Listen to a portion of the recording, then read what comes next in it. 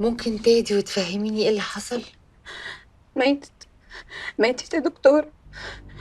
هي مين اللي ماتت؟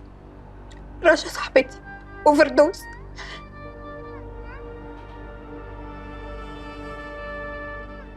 وهي فين دلوقتي؟ رميتها في الصحراء على طريق الإسماعيلية، في حتة قريبة من مكان بنسكور فيه اسمها السحر والجمال.